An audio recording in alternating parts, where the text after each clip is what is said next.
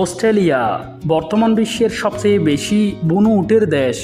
পরিসংখ্যান অনুসারে বর্তমানে দেশটির বিশাল শুষ্ক অঞ্চলে স্বাধীনভাবে ঘুরে বেড়ানো উটের সংখ্যা অন্তত 10 লাখ। তবে আশ্চর্যের বিষয় হল 1840 সালের আগ পর্যন্ত, অর্থাৎ আজ থেকে 185 বছর আগে দেশটিতে উটের কোনো অস্তিত্বই ছিল না। তবে কিভাবে দেশটিতে উটের আগমন ও বিস্তার ঘটল এবং কেনই বা দেশটির সরকার প্রতি বছর হাজার হাজার উটকে গুলি করে হত্যা করে, সে তথ্যই তুলে ধরব আমাদের আজকের ভিডিওতে। ইতিহাসবিদদের ধারণা মতে অস্ট্রেলিয়ায় মানুষের বসতি শুরু হয়েছিল 50 থেকে 60 হাজার বছর আগে।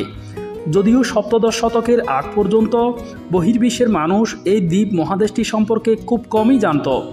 ডাচ অভিযাত্রী উইলিয়াম জেমস জুন 1606 সালে প্রথম অস্ট্রেলিয়ায় আসেন এবং তাকেই অস্ট্রেলিয়া মহাদেশে পা রাখা প্রথম ইউরোপীয় হিসেবে চিহ্নিত করা হয়।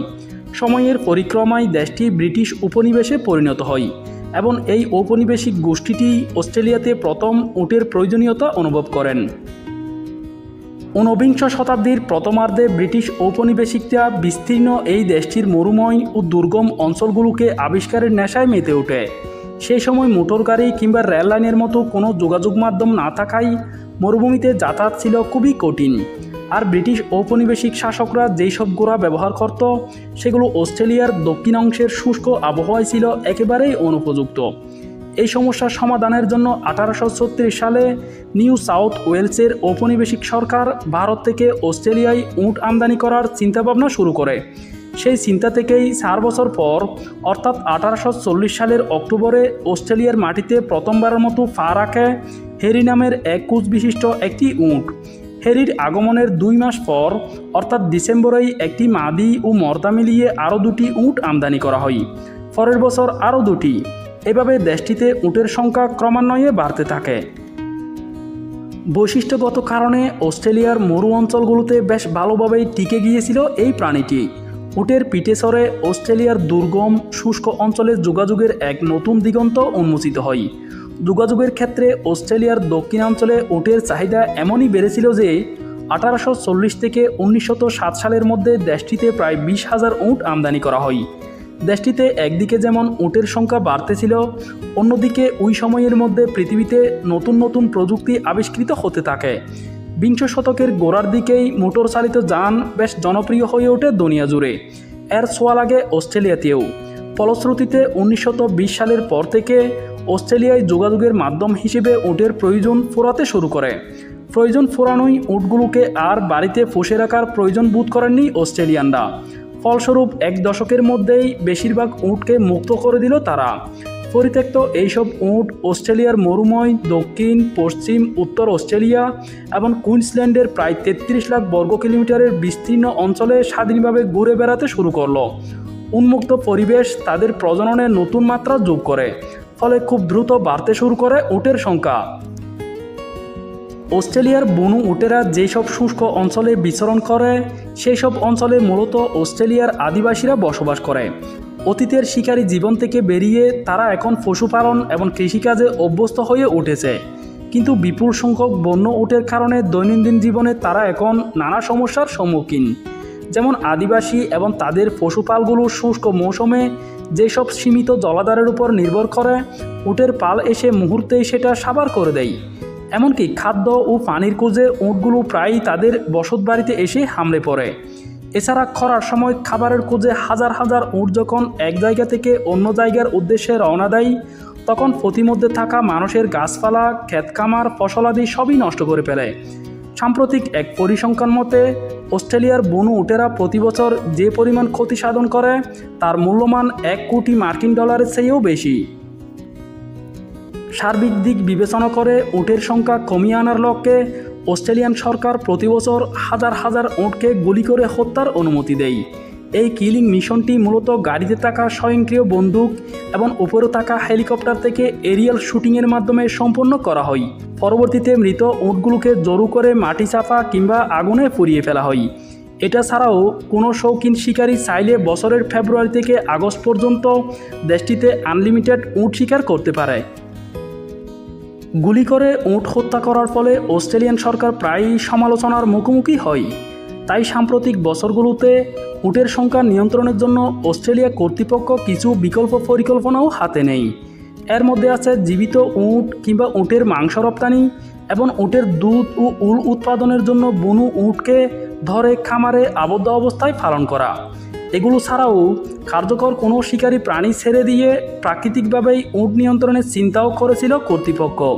কিন্তু অস্ট্রেলিয়ার ওই রুক্ষ পরিবেশে উট শিকার করে বেঁচে থাকতে পারবে এমন প্রাণীর মধ্যে আছে শুধু ডিঙ্গু। এটি মূলত অস্ট্রেলিয়ার এক প্রজাতির শিকারী কুকুর। তবে এই ডিঙ্গুরা শুধু উট শাবকদেরই শিকার করতে পারে, বড় উট শিকার করা তাদের পক্ষে সম্ভব নয়। পরিশেষে এটা বলতে হয়, অনুকূল প্রাকৃতিক পরিবেশকে কাজে লাগিয়ে অস্ট্রেলিয়ার মুক্ত উটেরা প্রতিনিয়তই তাদের সংখ্যা বাড়াতে থাকে। অন্যদিকে তাদের সেই সংখ্যাকে নিয়ন্ত্রণে আনতে অস্ট্রেলিয়া সরকারকে কিছুদিন পরপর হাতে বন্দুক নিয়ে কিলিং মিশনে নামতে হয়। বন্ধুরা, এবার আমরা জানব অস্ট্রেলিয়ার জাতীয় পশু ক্যাঙ্গারু শিকার এবং ফ্যাক্টরিতে ক্যাঙ্গারুর মাংস প্রসেসিং সম্পর্কে। ক্যাঙ্গারু অস্ট্রেলিয়ার একটি প্রাচীনতম প্রাণী। চঞ্চল স্বভাবের তৃণভোজী এই প্রাণীটি হাজার হাজার বছর ধরেই অস্ট্রেলিয়ায় বসবাস করে আসছে। এরা সাধারণত ঘাস, লতাপাতা এবং বিভিন্ন ধরনের ফলমূল খেয়ে বেঁচে থাকে। বর্তমানে অস্ট্রেলিয়ায় 4 ধরনের ক্যাঙ্গারুর দেখা মেলে।